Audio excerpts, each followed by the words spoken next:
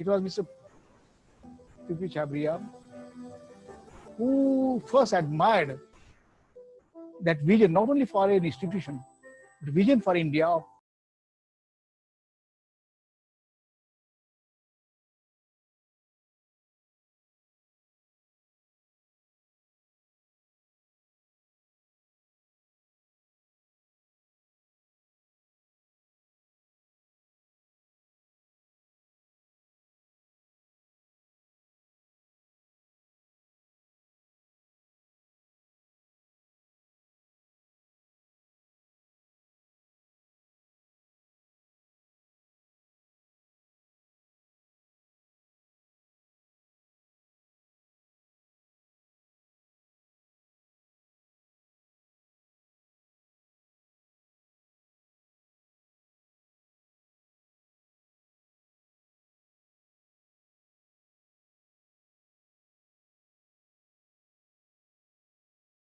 You all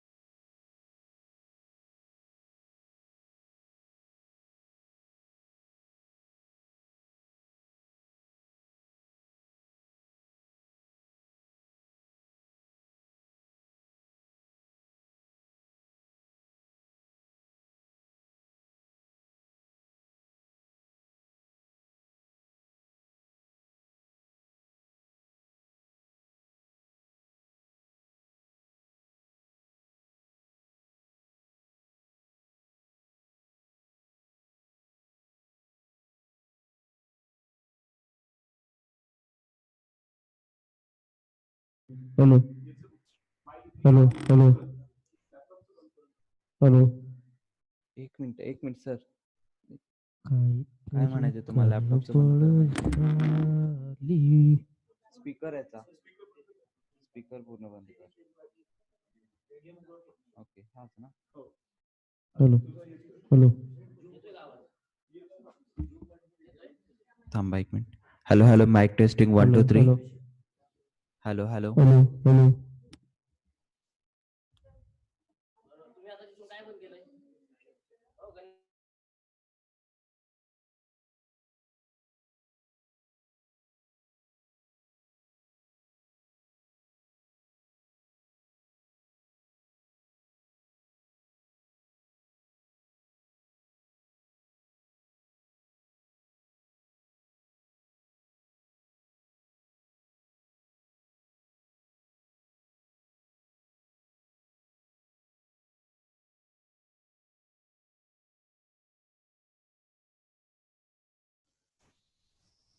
Okay, Google Map platform, a deep dive into APIs and their varied applications.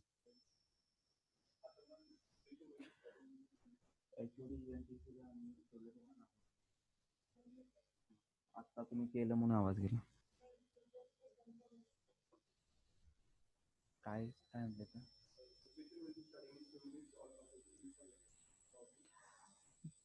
तिथून message टाकून द्या.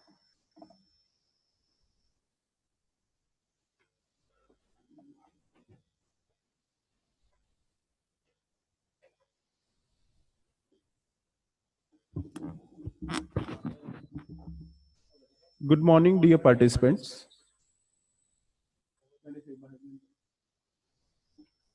Good morning, dear participants who are online.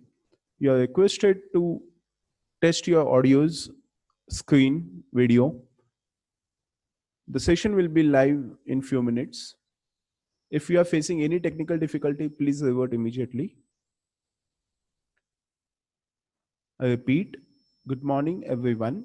All live participants are requested to test their audio, screen, video, and if at all there is any technical difficulty, please raise the concern. We will solve all technical difficulties as soon as possible. The session will be starting in few minutes.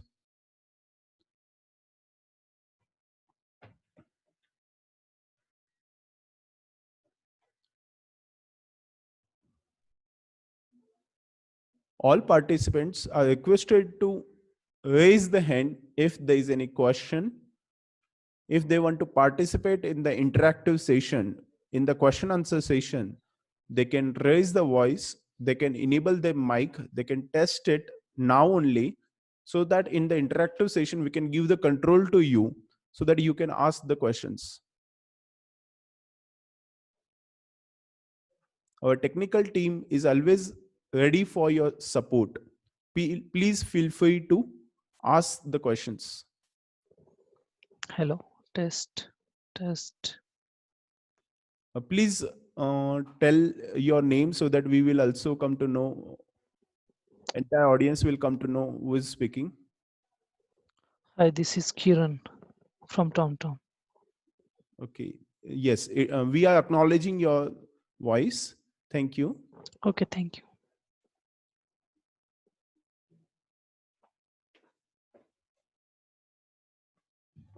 Hello.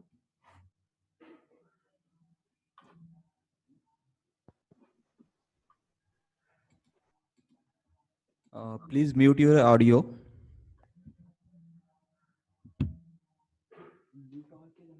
Hello, I am Rajesh Turkar from TomTom.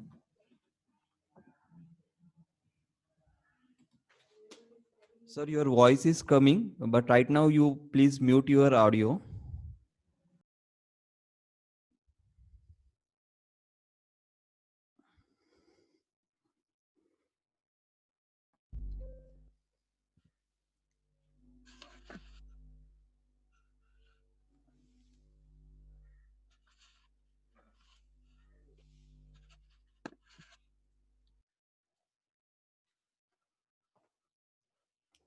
Dear participants, we will be starting in few minutes.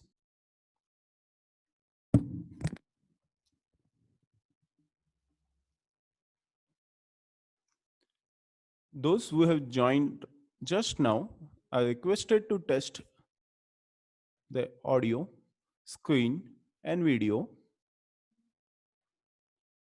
The session will be starting in few minutes.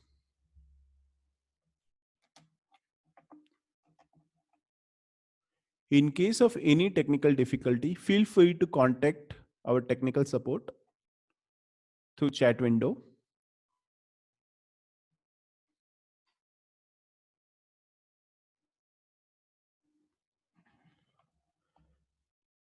Dear participants, the session will be starting in few minutes.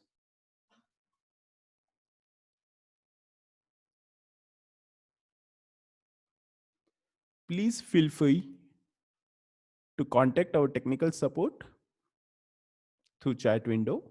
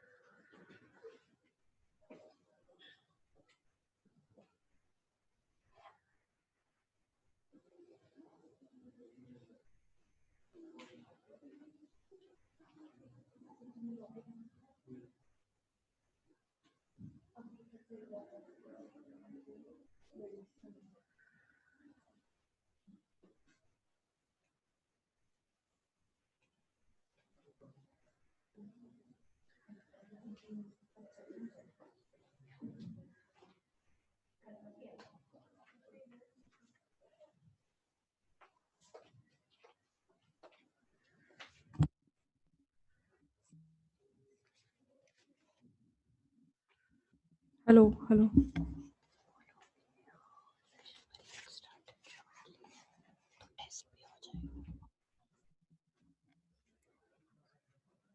Session will be starting shortly.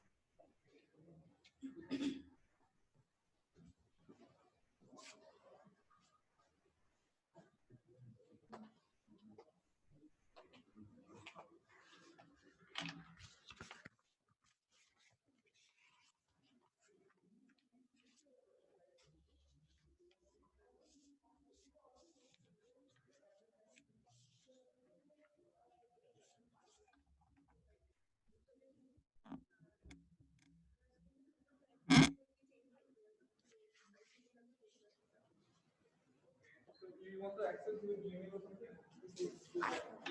Yeah, you can access from here.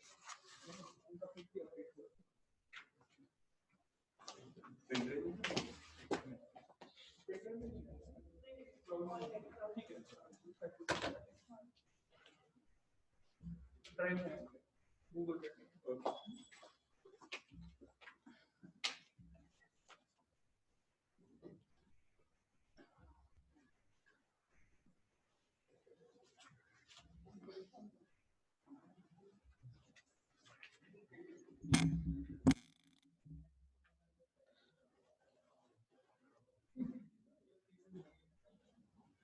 Actually, I'll just wait for them, the guys to come because unke drive. You have to connect your drive and PDFs to them. Yeah. Can I log in? Yes.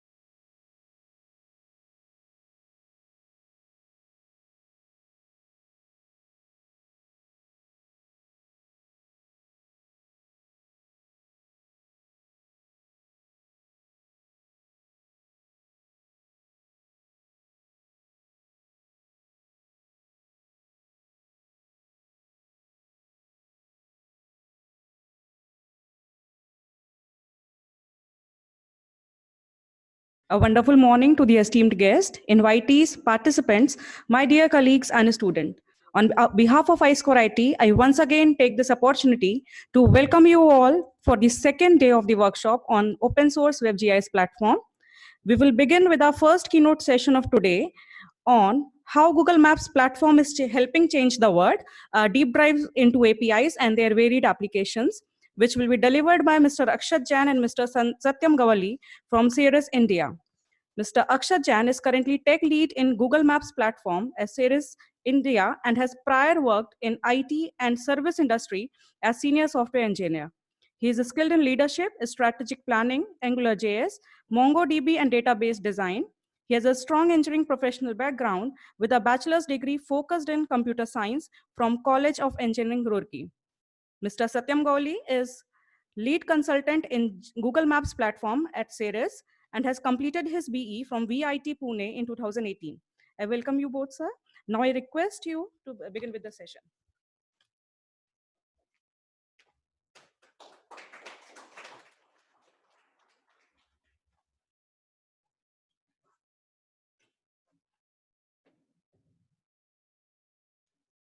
Good morning, everyone. Thank you for joining us this fine Saturday morning. Hope everyone has had their cup of coffee. If anyone feel free to sleep, maybe you can, but yeah, sure. So thank you for the introduction. So the topic of our presentation is Google Maps platform, a deep dive into the APIs. We want to present a perspective from how does Google Maps helps industry solve their own business use case. So we thank the iSquare IT team, Dr. Rajesh and other members for inviting us. We feel really honored speaking with such experienced panel of PhDs and masters personnel. So to begin with my presentation, I'll start by introducing my organization first. So CS is a cloud consulting company. We have been in this domain for around 14 years now. We specialize in different Google products as well as AWS solutions. Akshat, along with the team, help developing. We are trying to develop different location services based products. We are a team of around 600 people working across the globe around in different 14 locations. We are headquartered in Pune, right here in Phase 1 Hinjewadi. We have been in this industry, as I mentioned, for 14 years now, and we have worked across all business verticals, right from retail, e-commerce, healthcare, you name it. So this has been our journey with Google. We started in 2006 with being a G Suite partner. G Suite, as we know, is a business email solution. Then in 2009, it was a landmark year for us. We developed our first solution, homegrown solution, which is known as Happier Work. It is an HRMS solution, which is hosted on Google products. Then in 2015, we became a GCP partner. And in the same year, we acquired almost around 200 GCP clients. And in 2017, we officially started our Google Maps practices. We were the fastest partner to become location specialized partner. So that is a tag that Google awards to all of its partners. And in 2019, we launched our second product offering, which is Recognize, which is sort of an eKYC solution, which is again built on Google Cloud Vision API. These are our customers at glance. So if you can have a look, you can see companies across the industry verticals, right from an insurance company like Bharti AXA to let's say a ride-share company like Ola. Like every sort of company that you can think of, we have been working with them. Yeah, so we have been also awarded Partner of the Year for 4 times in a row now. That is our CEO right in the middle with the award, along with Thomas Kurian, who is the CEO of Google Cloud. 2019 is not mentioned there because the nominations have just went in. So hopefully we will win that also. So this is the agenda for this session. We will start with history of Google Maps, how it all started. We'll look at how Google Maps has become the product that we know right now. Then we'll have a overview from an industry perspective. Then I'll show a small demo of how data visualization is done using Google Maps. Then I'll hand over the session to Akshat. He will introduce us to the APIs. We'll do a deep dive, look at each and every category of APIs that is available in this platform, and we'll look at their varied applications. So before starting this, I have a small video that maybe we can watch it to get in the mood of the presentation.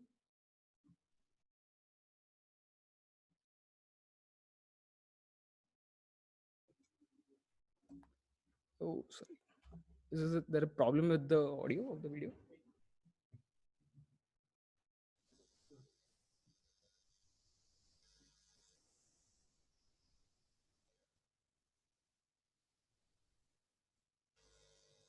I think still.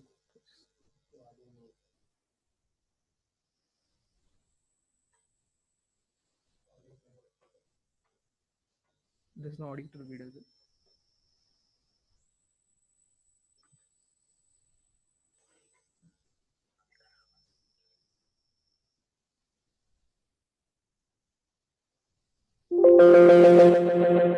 नहीं तो Zoom में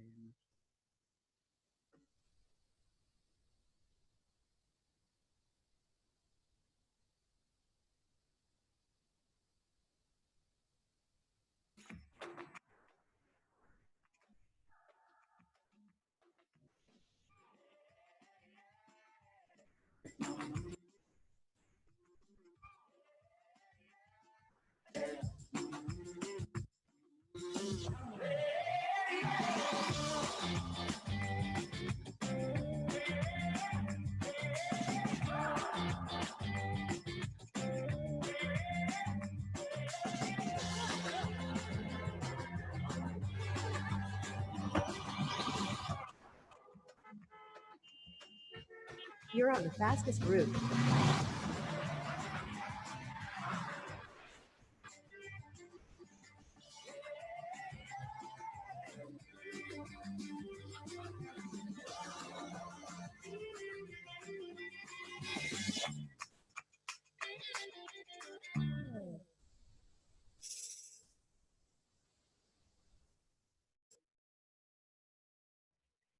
So what we just saw is Google Maps is no longer just a navigation application, right?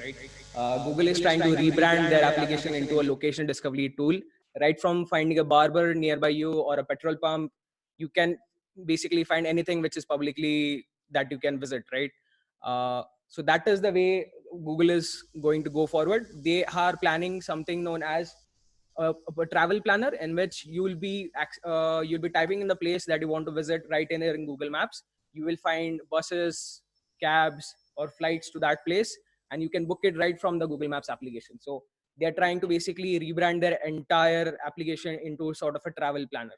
So how did it all begin? So it began in 2004 as a company known as Where2 Technologies, right in Sydney. So that is Noel Gordon on the left hand side.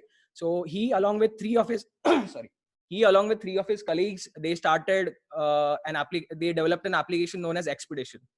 That application was meant to be downloaded and installed on your PC. And what they were trying to do is they were trying to sell their prototype mapping technology to Google.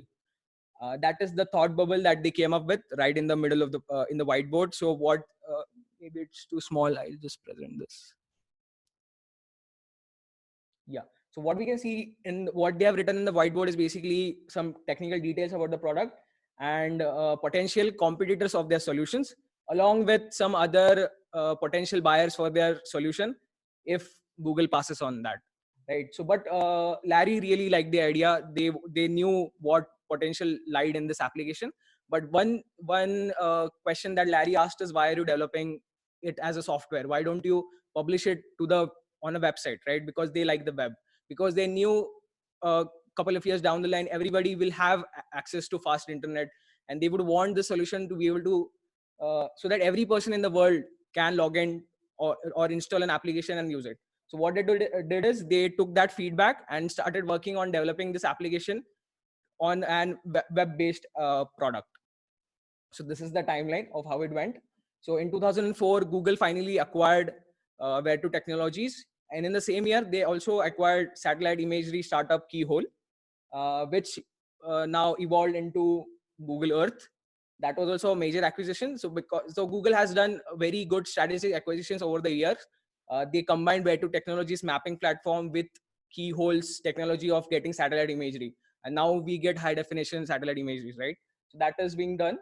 In 2005, they officially announced Google Maps on their website blog. And in 2007 was the first year that they launched it for a mobile phones. At that time, it was a Java application because Android at that time was not that it was in testing phases. Then in 2008, along with official launch of a first commercial Android device, they bundled Google Maps along with their Android operating system. Now this again is a landmark year because, as we know, Google Maps now comes by default on an Android operating system, which is the most commonly used operating system in the world. There are around 2.5 billion active Android devices. So in that way, what Google did is they laid out their data points. Now what they do is, using this network of devices, they collect data, that is location data, and keep improving their prediction algorithm for traffic. They keep on collecting information about what are the nearby places that the people visit, right? And using this, they laid out their data network and keep on collecting this information to improve their applications. Then in 2011, they launched something known as MapMaker. So for people who do not have any coding background, they can also start using Google Maps and integrate that in their website. So that happened in 2011. In 2016, they rolled out new satellite imagery using the satellite that they launched, the US government launched at that time, that was Landsat 8. And that comprised over 700 trillion pixels of new data. So in 2016, they officially rolled out satellite imagery for the entire globe. And in 2018, they switched their 2D map that is shown on the website. So I'll just show you that.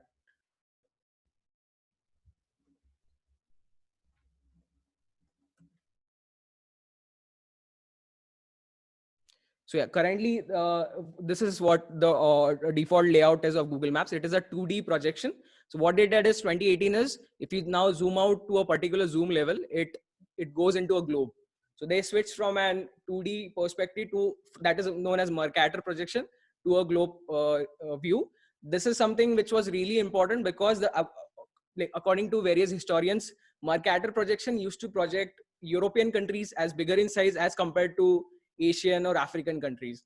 So in that way, it showed that Europeans dominated the world, right? So, which is a biased view, right? So this is something which was really important for them to present an ethical view of the entire globe, because in Mercator projection, Greenland is very big in size. Like it's comparable to size in Ireland, but as we can see, it is like, it's not even 10th the size of it. So that was really important for them to be, to show a very unbiased ethical view of the globe. So that they did that in 2018. And in 2019, as we saw in the video, the last few seconds, there was something known as AR. So this is a new feature that they are launching in Google Maps. That is the AR walking distance. So what happens is, in GPS, if you walk on a road, the GPS takes some time to to reinitialize and calibrate, right? So sometimes you take a left, but actually you're supposed to take a right because the GPS has not been calibrated. So to avoid that, what they have come up with is AR walking directions. So you just point your phone right this, and it will show an image to take what direction that you want to take. So that is they are rolling this feature out across the globe. Now it is currently available in US and Canada. You can check out the video that they made this announcement in Google Next video on YouTube. So yeah, this is the beta version of Google Maps, how they looked at that time. So as you can see, it's not that pretty. It required reiterations and development. So they started it by portraying for only US, and now it is for the entire world. Any questions so far? Or maybe I'll just take a pause.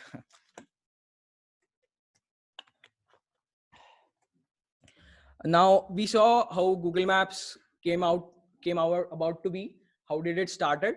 Now, the next part of my presentation, I want to focus what is the requirement of needing a platform like Google Maps, or why do we need to do any geospatial analysis? So yesterday we saw what is open source, what are different open source technologies. So what is the requirement for it, right? So open source is really important because if we restrict a platform to only particular organization or particular group of people, it will not develop that far, right? So open source is very important so that anyone can collaborate and improve the entire technology. So what was the reason that Google started this? Because they knew location data matters, and it matters more than ever. So with the advent of technologies like big data, IoT, ML, 4G, 5G services coming into countries like India. So like in 2016, Jio launched 4G services, right? And after that, we saw that we are using these applications and generating data at an unprecedented rate. So the amount of data that is being generated now, and most of that data already has a location component to it. So according to the study conducted by Forbes, 90% of data that is generated today in the world has been generated in the past 2 years. And most of that data has a location component to it. So what happens is, if we look at let's say a data in a spreadsheet, it does not make that much sense. There are no insight that we can draw from it, right? But most of the data already has a location component, and that component gives the context to that data. So for example, if let's say you are an head of an FMCG company, you want to analyze your sales tracking data of all your employees. So FMCG companies usually have these on-field people that keep on traveling to different locations in a city, and they log in their sales point. So by doing a geospatial analysis of their salespeople's data, they can identify which salesperson is doing sales in what region, or which particular product is being sold mostly. Let's say a particular brand of chips is very popular in Bangalore. So what is the reason for it?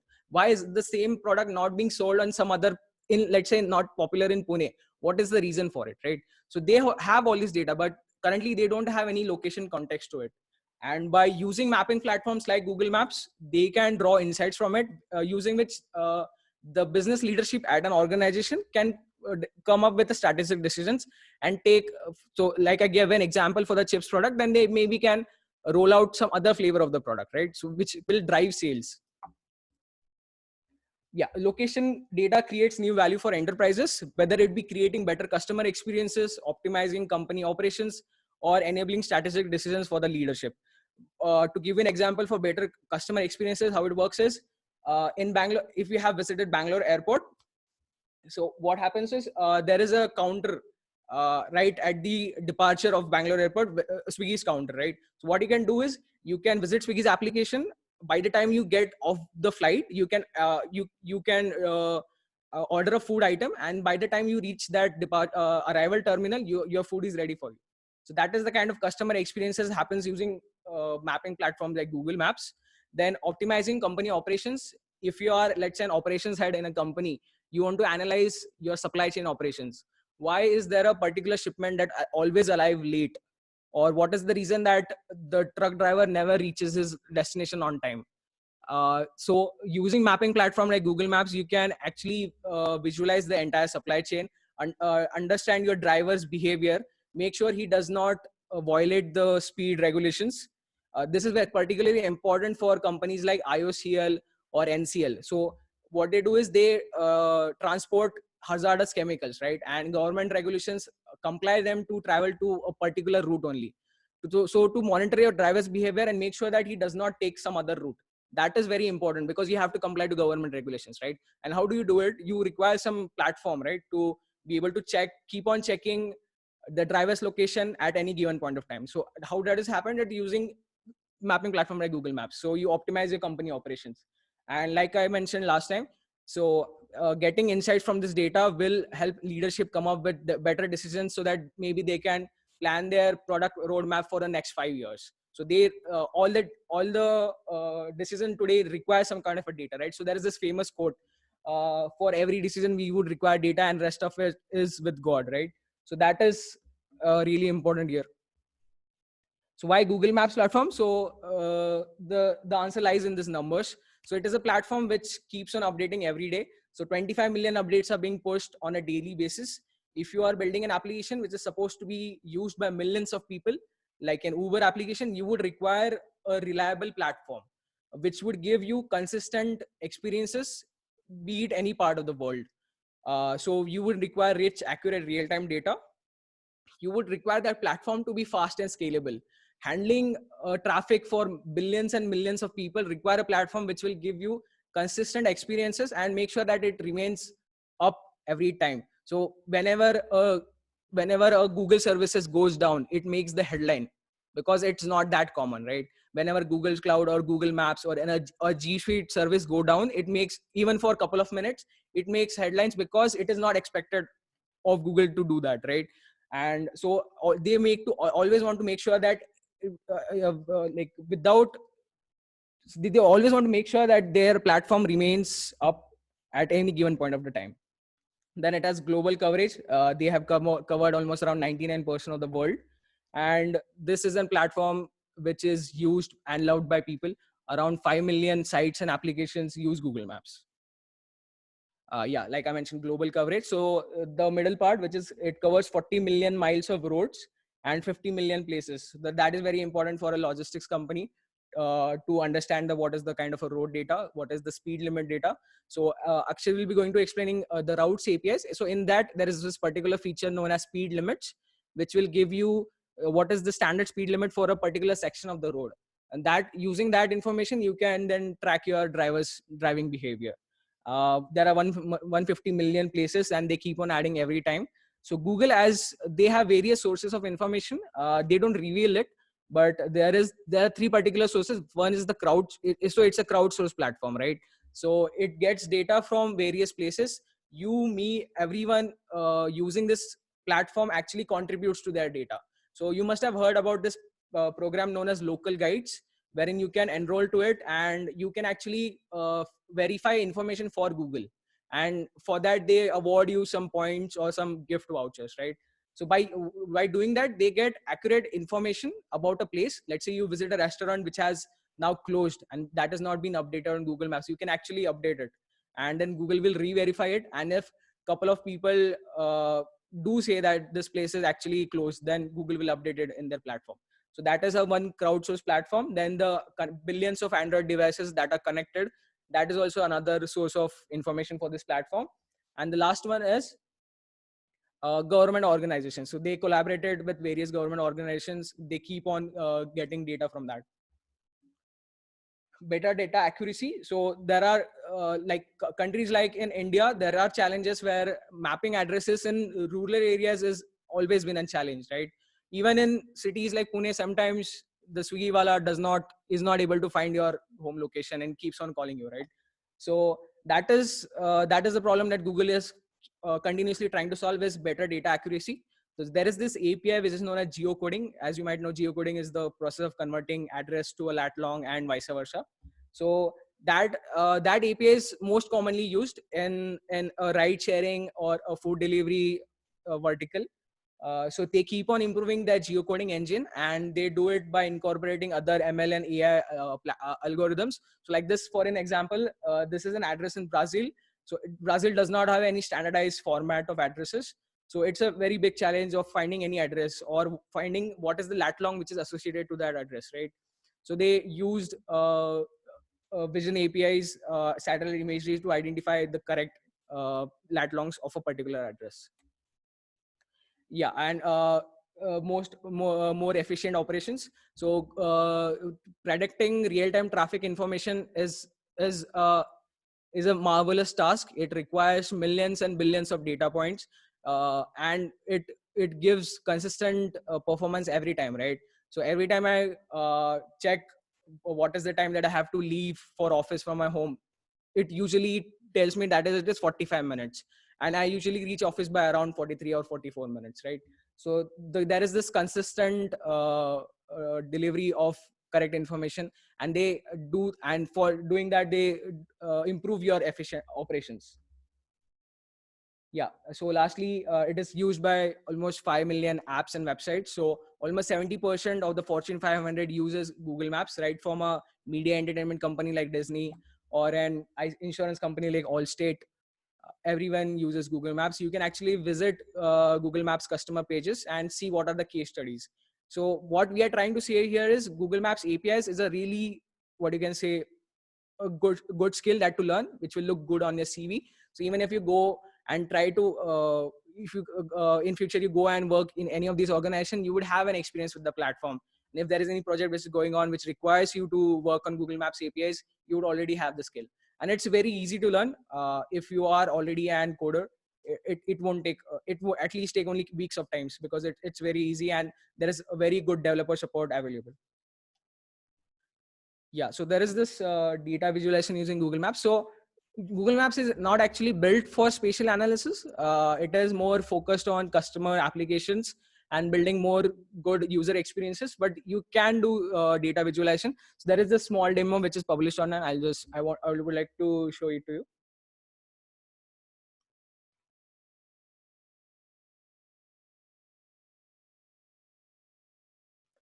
So geospatial analysis of terabytes of data requires specialized software like ArcGIS or some other specialized software, right? But let's say you have only megabytes of data and you want to actually plot all this data on a map and draw insights from it. So you can do it using another cloud service which is known as BigQuery. So what happens is you have this Excel sheet of all your data points. You transport that Excel sheet to a cloud storage. It can be Google Cloud Storage or AWS Cloud Storage. And BigQuery is an SaaS product. It's a web service which is available in a RESTful format. You can query that data and plot that on a map. So it requires, you cannot use SQL for it because the query size is very big. So you require a specialized tool like BigQuery.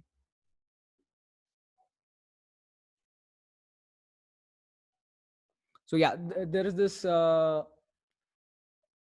query that you run. So select from this database. These are your indexes, status, health. So the data which is available is for trees, which was collected as a part of a census in Brooklyn in New York in 2015. So what they collected is they collected information about trees. What is the species of the tree? What are the problems? What is the status of the tree? Whether it is healthy or it is dying, or what is the reason for it? So if you run this query, you'll soon see entire data points laid out. It takes some time because the query size is 48 MB. So if we just zoom into this, so we see the entire. So there is this park in Brooklyn. This is the forest cover of that park, and this data can be used by municipal departments to understand whether these. So you can maybe color code these data points into different. So let's say you can color trees which are almost at the verge of what you can say dehydrating, or they are dried out as red. Then trees which are healthy as green, and the middle part you can mention it as yellow, right? So using this, then the municipal department can analyze the forest coverage and take action on the places where the forest cover is depleting. So if you just click on any one of these data points, then you can see what is the status of that plant, status of that tree, what is the common species there. So it's a London plant tree, and what are the problems with it, and what is the diameter of the tree. So it is 18 inches, like that. Yeah, so that was it from my side. Yeah, please.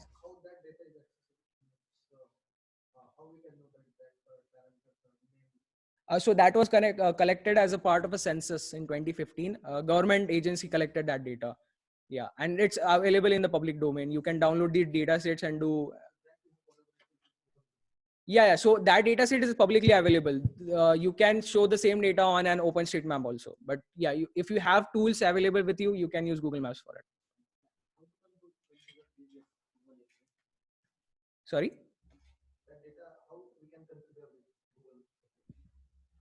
So maybe Akshat can answer that question. No problem. So I'll hand over the presentation to Akshat. He'll be introducing us to the next part of the presentation, that is for about the APIs. Yeah.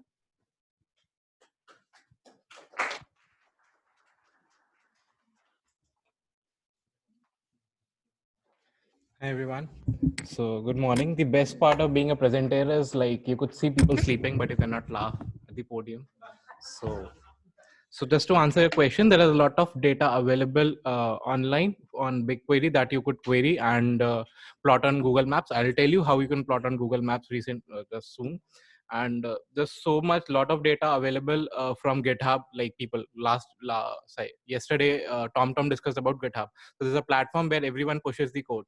So we have lots of data on what kind of commits are made and when commits are made. So you could analyze all those data with the help of BigQuery and plot on maps or other kind of charts.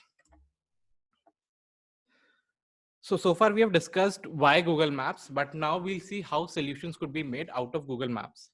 So we'll firstly see some industry specific solutions, and then we'll go on to the Maps APIs. These are few of the cases, few major cases that I guess everyone have encountered in their life. Let's talk about ride sharing. Everyone in this room, I guess, have been using Ola, Uber, or maybe Quick Ride or some kind of platform. So when you're using that particular application, you're using Google Maps APIs to calculate the distance, to get the estimated time, and to actually visualize your ride, what route you're taking, and something like that. Then there is this asset tracking. Maybe you're not in directly contact with this particular use case, but when you order something, any merchandise online, and you order it from Flipkart, Amazon, they use the Google Maps APIs or some other APIs to calculate the estimated time and distance travel, which are used in this asset tracking to basically track your assets. Maybe it could be any merchandise, or maybe a set of people or salesperson. You could use this asset tracking use case. Then this is my favorite use case, gaming. It was recently launched in 2018, and we are still to explore this. So how many of you have ever heard or played Mario, Road Rash, Counter-Strike? I mean, almost everyone has done that, right? So there is one particular neighborhood that is defined, and you can roam one particular individual around that particular neighborhood. So this is like, we feel very good, like rotating, having a control of a person, an object which is rotating around one particular neighborhood. What Google Maps has enabled us, that we could use our neighborhood and rotate that individual person. We do not need to have one specific location. I mean, if I play Counter-Strike, I know what are the points where I need to hide, and what are the points where people are hiding and they'll shoot me. But now with this particular technology, what we could do is we could have one particular set of data points enabled one particular game, and then these could be enabled worldwide. We'll see a demo, and not demo, but we'll see a video, and then I'll discuss further how we can achieve this.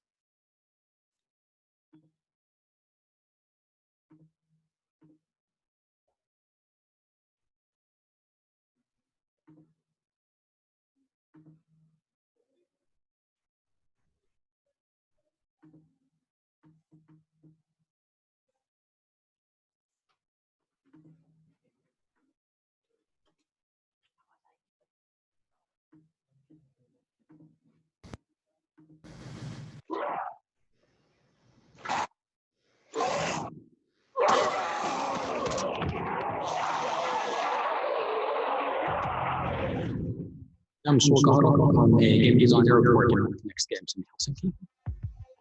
Walking Dead: Our World is a location-based game, where when you open the game, you see a map of your surroundings. You're playing everything on location, and everything happening in the game is actually tied to where you are exactly in the world. We wanted to create a real-world game where you literally experience fighting and surviving in your own city. Every one of the players is in a shared reality, so you can actually go and play the game on the street with your friend and see the exact same things. Our entire game is about streets and cities and maps, so Google Maps is an essential platform for us. With Google Maps, you can use more and more real-world data as a part of your game, and that will help you create the aesthetic of blurring the line between game and reality. A huge benefit to using Google Maps for games is simply that the data that you get from the maps is incredibly consistent globally. By liberating us from needing to worry about the maps, what Google has done is allowed us to focus on innovating the best possible gameplay experiences and the best possible social elements into the games. We managed to avoid quite a bit of tech trouble by being able to trust that map data is consistent across the world, especially in the visuals, where we can use the building height data and landmarks to make the game feel more alive. Walking Dead: Our World and Google Maps is pretty much a perfect fit. I don't think we've been ever been able to create the game without Google Maps. I'm really looking forward to seeing what other developers actually do with location-based games and the Google Maps platform. The tools that we use to create these games are so much better now that we can actually really focus on the innovation. I can't wait to play all the games that other developers are creating with Google Maps.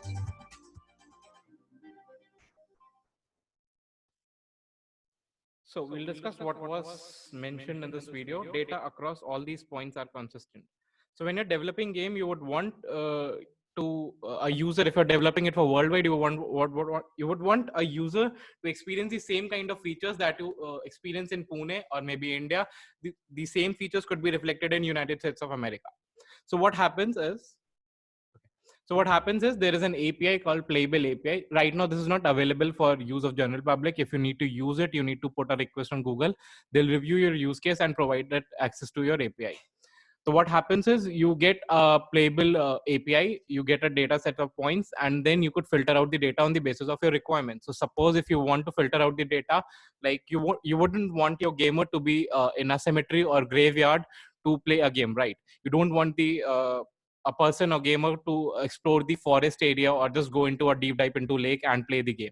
You would want to eliminate these locations which are not safe for playing the game, and then you would want to segregate the data on the basis of interest. Suppose if I want to place some treasure at a particular place of point, so I could choose all the banks that are returned by Google, and I could place my treasure chest on that particular locations. So bank is something that has been standardized by Google, and I guess these same points of interest are available in each country. So you don't need to more focus on the data sets, you just need to focus on your logic. Now you could place the treasure chests on bank, you could place some power-ups at hospitals, you could place some provisions at grocery.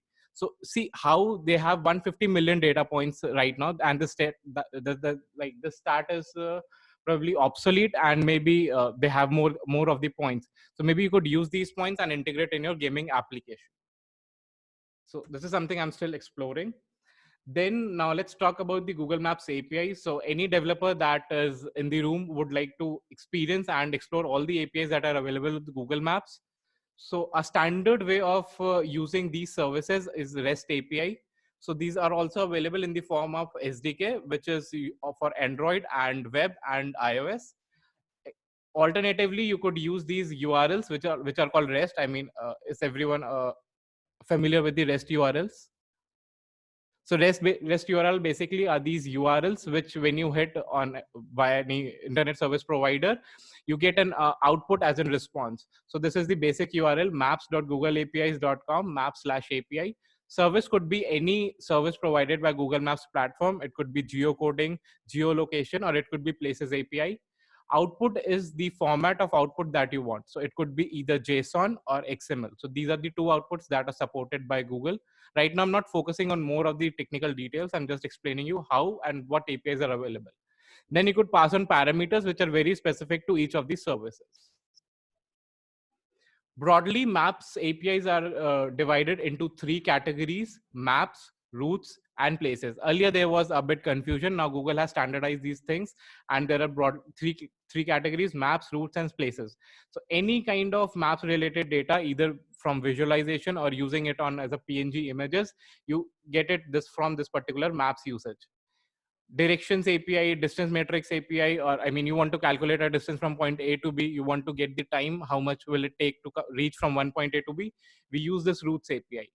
Then for the places, if you want to explore the nearby places, say food joints, say banks or petrol pumps, you use this places API to use this particular feature. So I've mentioned at a total, there are 18 APIs, but I've mentioned few of the important ones. So this JavaScript API is used to visualize map, like Satyam opened a link, maps.google.com. So if you're seeing a mapping solution on any platform or website, you're probably using this JavaScript API, where a user could zoom in and plot several overlays over the map, and then they could use it. Street View Image API gives you a street view image. I mean, suppose we have searched for a food joint, and I could want to see what is the nearby looks of that place. Suppose if I don't find that particular location, I could see, okay, this is next to this particular place, and I could see that billboard, and I could go to that particular place. So we use the Street View Image API for that particular purpose. Then there is a Static Maps API. Static Maps API is basically, you cannot put this JavaScript API in an email format. Suppose you want to send an email with a location of one particular marker. Now, let's just take an example. iSquare IT is sending an email for this particular workshop, and they want to point the location in the map. So they cannot integrate the JavaScript API in the email template. What they could do is simply request a map with a marker at iSquare IT particular location, and could request this API to send them a PNG image in a specified format, width and height. Then this image particular could be used with the HTML email template. So this is why we use Static Maps API. Embed API is basically, in JavaScript API, we have the complete control over the map. We could see when the user has zoomed in, zoom out, or whatever he's doing with the map. But in the embed API, we just embed a piece of code in a particular program, and then the complete responsibility of that controlling and feature was taken by that particular piece of code. We are not given any responsibility for this code. Then there is routes. We will discuss about these in details.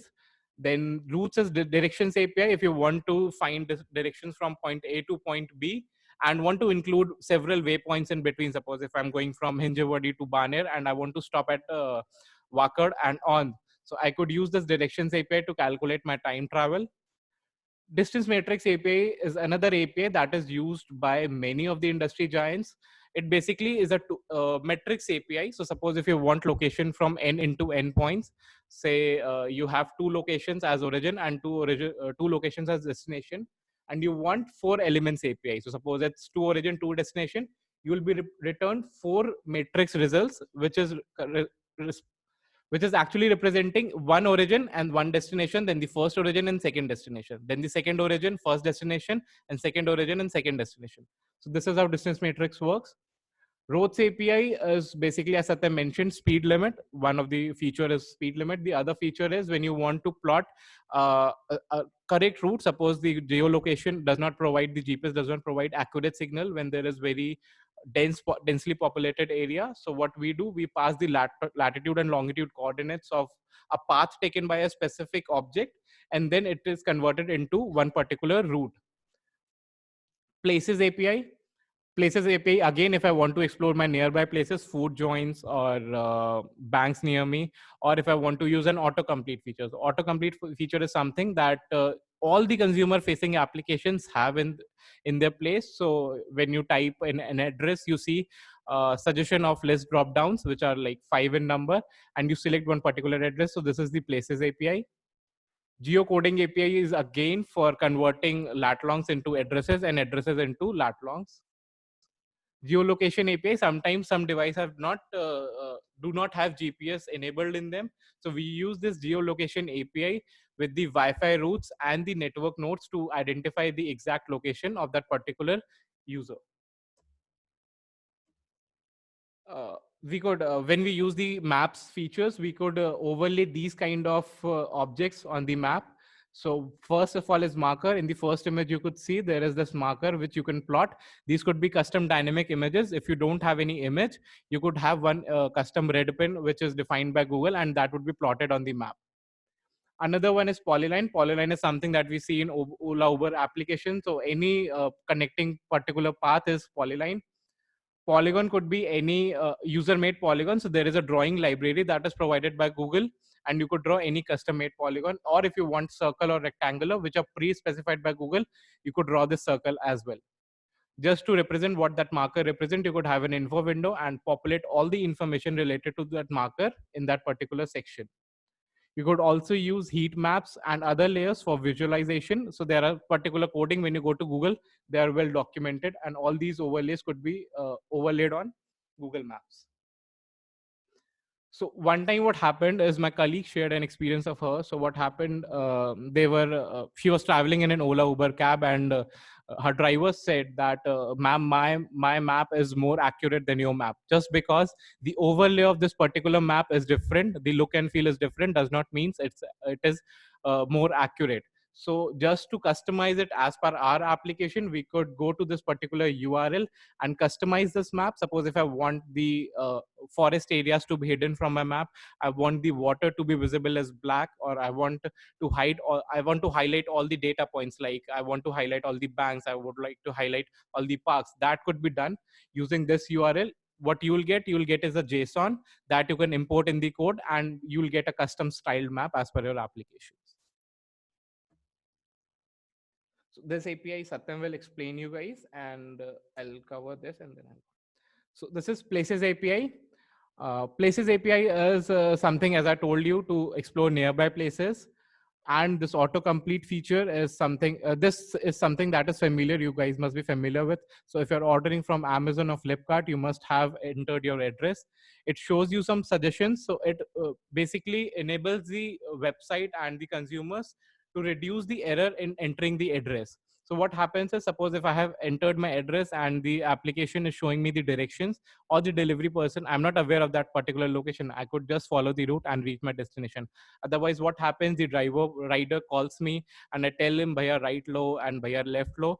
And you don't know which side he's standing. I mean, my right should be his left, and what he's like deviated from his route. So autocomplete helps the customer to fetch the exact address, and the basic details could be fetched on another text box.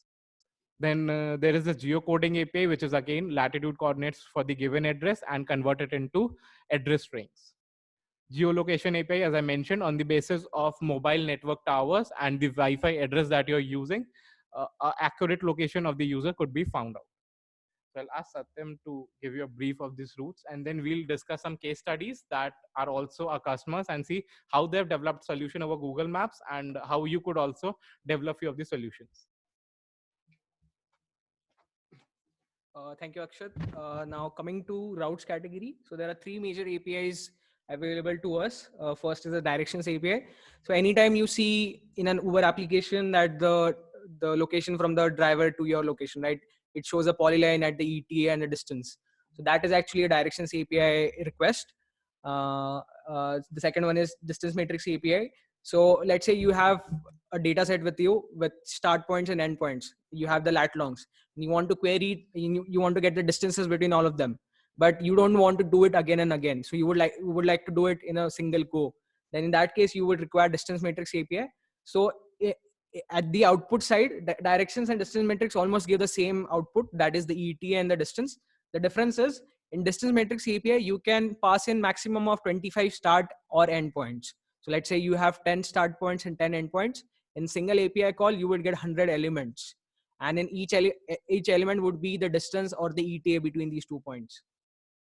Third one is the roads API. So what happens is, this is very important for a logistics company. So what they do is they keep on querying the GPS device, which is attached to the vehicle every continuous interval, like of 10 seconds or 50 seconds. And they keep on collecting lat longs. But what happens is sometimes due to inaccuracy of the device or due to weak GPS signal, the lat long that you get is sometimes not on the road. Like it is on a building or at this place because of the inaccuracy of the device. So what they do is at the end of the trip, they would want to know the path that the driver has followed, right?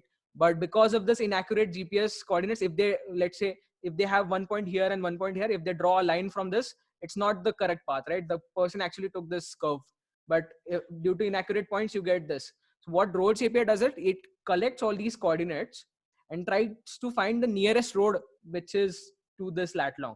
For example, if a point is on this, it will snap it to this road. And so that is the snap to road features of the Roads API. And by doing so, it extrapolates the data points that you have, and using that, you can get the correct geometry of the entire road. So that is Roads API. That was snap to road features. And then another feature is the speed limits API. So what happens in speed limit is the road is divided into particular elements. You pass your start, as in the API call, you enter your start point and another lat long, and you get the speed element. So you get the speed limit for that entire element. So that is the speed limits feature. Another feature which is in directions API is, you must have heard about this route optimization use case, right? Or a traveling salesman problem, as it is mentioned in programming concepts, right? So what happens is, you have, let's say you are a delivery person, you have 5 delivery points that you have to visit over the period of the day. Now, what is the optimal route that you need to take so that you spend less time on the road and more times on doing the deliveries, right? So by doing so there is this feature in directions API which is known as optimize. So what you do is, you pass your 5 start points, let's say A, B, C, D, E. You can put it in any order. And let's say you don't have any constraints at this point. Like you don't want to visit A first. You just want to know what is the most optimal order in which you should visit that.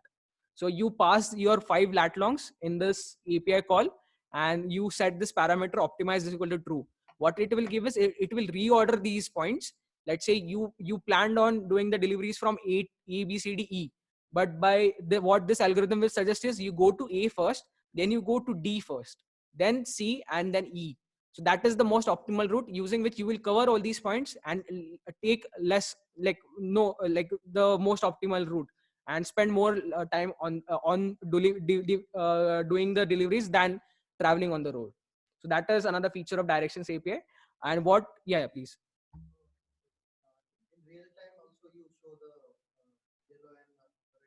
Correct.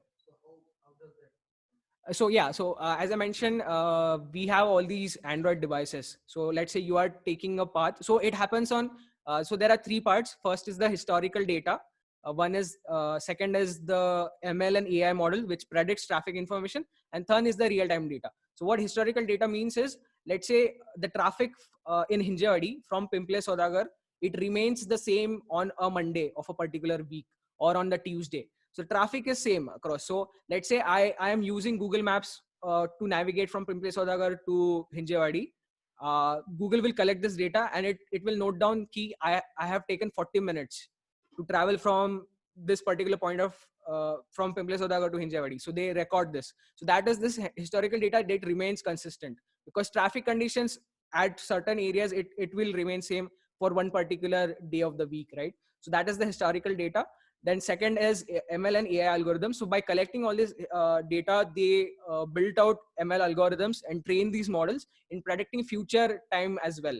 So that is the second part. And third is the real-time data that you get. So as you travel on, they will record the speed limits, the time that you have taken to travel from one lat long to another. So using this, then they can predict traffic. So for example, in Shivaji Chowk, it's a very packed jam, right? So because all the vehicles are stagnant there. So all the data points that are coming from that particular location is stagnant for that particular point of time. So using this, they predict you will take 15 minutes to travel from Shivaji Chowk to Infosys Circle. So that is the way they predict and keep on improving their algorithms. So as I mentioned, they require to do this, they require lots of data points, and they have done this by bundling Google Maps application with your Android device. So that is how it's done. So yeah. So Akshat, you will continue the website, right? Yeah. Thank you. We thought of doing some code, but I guess all the professors are here, so we don't need this particular section right now, and we could directly move on. Impact on daily lives. So we have these market giants who happen to be a customer as well, and how do they use Google Maps to make the solution more efficient? We'll deep dive into their use cases and the APIs that they use right now to leverage Google Maps platform. So as Satyam mentioned, we also have our own solution, which is Happier Work. There is an independent module which is called Happier Track, and we have used Google Maps in that particular use case. What user could do is user could select a client. Maybe we have the address already stored in our databases, so they could select a client, or they could enter a new address. They could schedule a meeting for them, and then accordingly I could plan my whole day. So in map view, it's visible to me that okay, I'll be visiting this and these places, and properly, suppose if I have a 2-hour leisure time or something like that, maybe I can stop by at a cafe or something to have my lunch or dinner.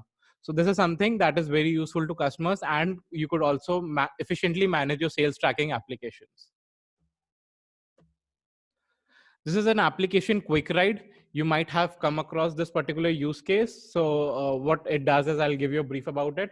Suppose if you're driving from Hinjewadi to Viman Nagar, you could enter your particular route that I'll be starting from this point and I'll be traveling to this particular point. Anywhere in between, the users could request ride from you and carpool with you to save their time. So what happens is they use autocomplete feature, as we discussed, to capture the accurate latitude and longitude coordinates where the user is. Then they calculate where you could actually pick up and where the driver could drop the rider that is riding with them. So they use Directions API for this particular use case. Then they tell you how much approximate time would be there. Suppose with the rider, you will spend 30 minutes, and just to go to your particular place, you will spend another 15 minutes. So this is something that is done by Distance Matrix API. And this map that is visualized, everything on, is a part of Mobile's SDK, which is native for Android. Rebel Foods, if you have tried Fasos, or they have several other subsidiaries as well, like Beru's Biryani and Oven Story Pizza. So these come under Rebel Foods, and they use again autocomplete feature. Every consumer facing application is definitely going to have an autocomplete feature. To reduce this 60% improvement in accuracy was exactly the address part. So they were not able to capture the accurate coordinates for that particular delivery person, and that's why the delivery agent was spending more time in delivering the food order. So with the use of autocomplete, they have improved the 60% accuracy in their delivery time. They also use the directions API, roads API, and distance matrix API to live track the user. Then there are these travel giants, goibibo.com, Make My Trip, Redbus. They show you when you're actually booking a hotel or flight, they show you the nearby places where you could stay. Suppose I'm booking a flight for Pune, they could show me hotel nearby in the 5-kilometer radius. This is done with the help of Places Nearby API. And all the, if you see sometimes what the hotel have the static API's location. So they use the static maps API to display only the marker you are not able to play with that particular piece of map. So they just plot that particular latitude and coordinate on the map and embed that image in their website so that the user not able to modify that particular change. So these are the two APIs that these people use. And Redbus also uses the distance matrix and directions API and geolocation API for the live tracking of their buses. Bounce, if you have ever been to Bangalore, you might have seen this yellow vehicle all across the city. So this is basically a ride-sharing application. You have several of the scooties parked, like just we have Yulu. You could pick it from anywhere, and we have to park Yulu in Yulu stands, but you could park it anywhere, and you have everything ready, and you could just ride it and pay for the time that you have spent. They also use the distance matrix API, autocomplete, and directions API. UrbanClap is again a service provider application. To accurately capture where the service is going to be provided, you use autocomplete API, and UrbanClap also use distance matrix API and nearby places to explore the spas or salon that are surrounded by me. So that is from our side. Any questions that you would like to ask and something? So I guess, okay.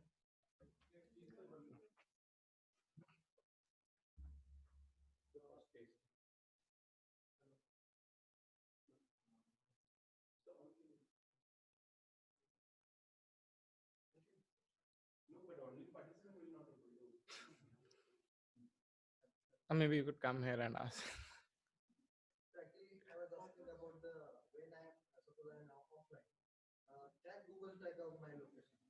No, when you're offline, Google cannot track your location. Maps has several online feature, but that's the consumer side application. But the server connectivity is obviously not there when you're offline, so they cannot track your location. Any other questions? Sorry. Yeah.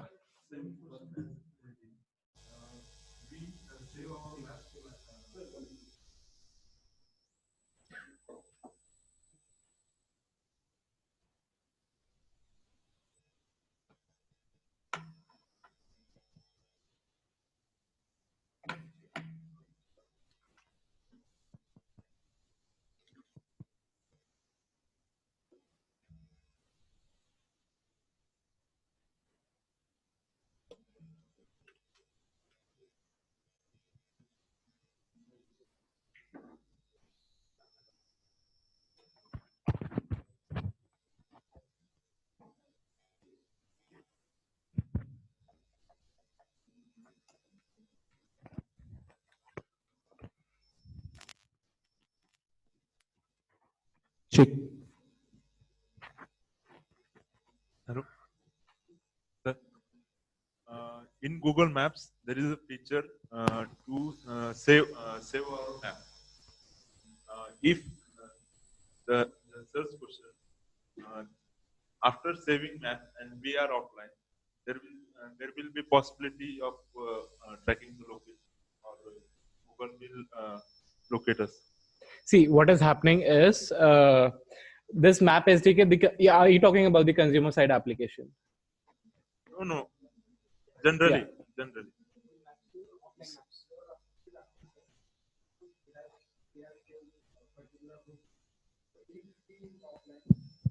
So okay. So what we are talking about is a consumer side application. Right now we have discussed the user side application, but Google has a consumer application that is Gmaps, and we use for daily travel. We have the GPS enabled in our mobile devices, so we have the specific route enabled, and the GPS enables us to live track the user for our site. So that data is not sent to server when you're offline, but the GPS is in your device and you have the specified route, so you could actually travel and see, okay, you are moving ahead.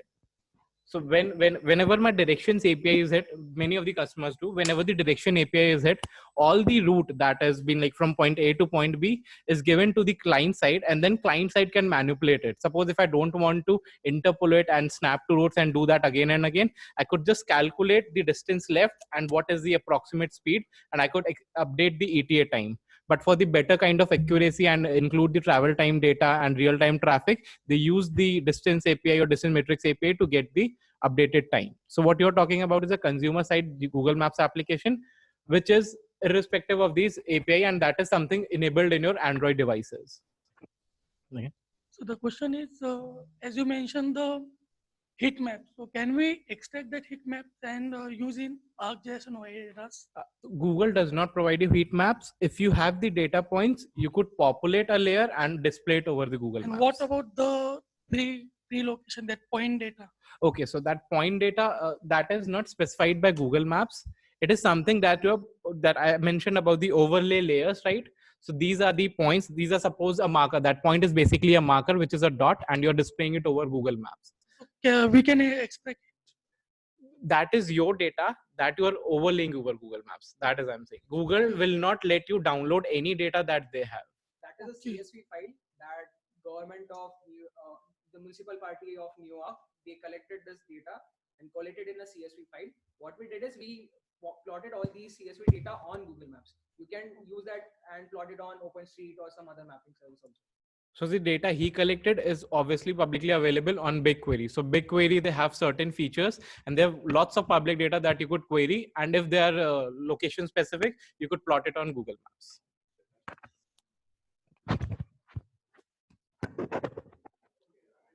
Even I have a question. Yeah. Actually, I have two questions. The first question, I'm a layman. I'm not the field from geoinformatics. Microsoft has one product called as Microsoft Encarta. I used that in 2005. Why Microsoft has not continued with that? Do you have any idea? Because Google has started almost the same duration. Okay, so this is something that Microsoft can answer. There are several other products except Google Maps. They provide the same features, but they are very specific. Google Maps is something that has developed over time and is consistently accurate with the data. So that is something I guess Okay. Microsoft And the second question is related, since I have actually used it, when our mobile GPS is, especially in rural places, is of no use. So many times we don't have internet connectivity. So we people, laymen like me, uses Here Maps, an offline solution. So Google, in future, do you know that in future, similar to Here Maps, Google will be coming out with this kind of So solution? recently Google have downloaded an offline feature. So But if you have update- the area size is very limited, because when I, let's say, especially to be honest, when I travel to Gujarat, I'm very much interested in where is the CNG petrol pump on my route. And when I want all the CNG petrol pumps on my route, Google allow me to download a big view, but not exact position where the CNG pump is located. In fact, I personally sharing my experience that almost 2 kilometers later, I could able to find the CNG in spite of what Google said through offline mode. Yes, online mode, it is, yes, it is very much accurate, but the battery draining during the travel time is too much fast, and we could not able to compensate that. Yeah, so to answer that question, maybe in future they might come out with an offline solution. So like I mentioned in the beginning of the slide, they always believed in the power of connectivity and internet. So they always liked a web-based solution from the start. They never wanted you to download it or install it, because that restricts the exposure that this application gets, right? So from the beginning only, they always believe that it should be an app-based online connectivity tool. Maybe the internet connectivity in our country needs to improve and match that level. But yeah, maybe they can come out, but right now they don't have any offline solution. Hello, sir. My question is, I have collected some demographic data from anywhere. So how to overlay this demographic data on Google Map? What kind of overlays do you want to show? That means literacy data. Sorry? That means population data. Okay, so demographic data. So we have several demos that we could show you, but right now We are not extended our time, right? For this, maybe we can connect one-on-one. It is okay, right? We can give them the solution. We'll be more happy. No, we can maybe connect one-on-one if we are not extending our time. It's fine, right?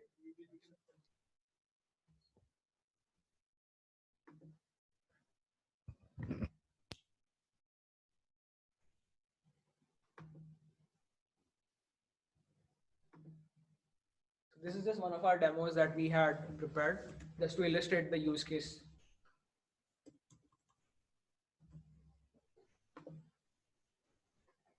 So what happens is when you have the demographic data, that is very quite huge in size. So you would not want to populate each and everything over the Google Maps at once. So what you want to maybe want to do is specify a radius of limits. Suppose if I only want to see Pune, or if I only want to see Mumbai, I could increase this radius. I could have these markers, and these markers could be, these are the simple markers. What we have also done in one of the project that is not available with me right now, we have the marker and we have created a circular around that particular radius based on the demographics or maybe a population. So suppose this particular mark, let's populate Mumbai as well. So, okay, sorry.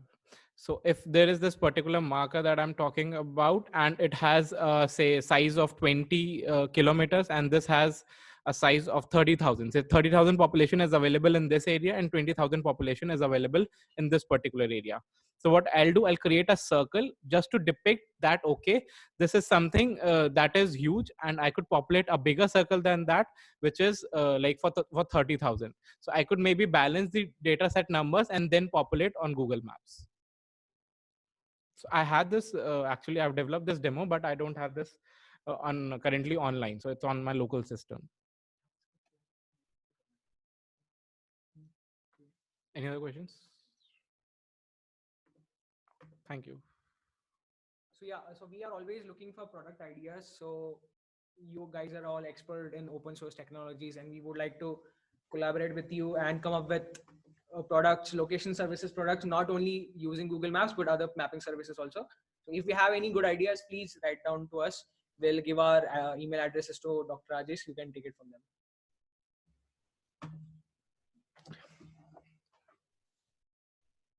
Thank you. Thank you for your time.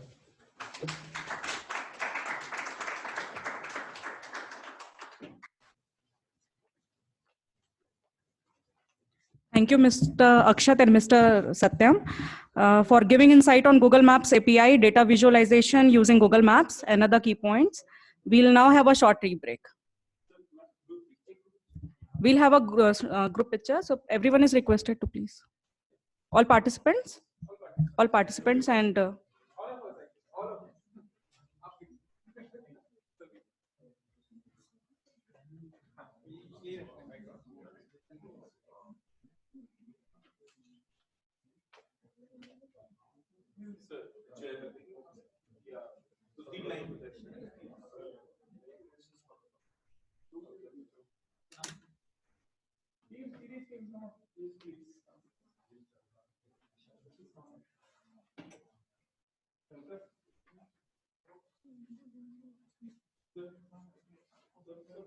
Everybody.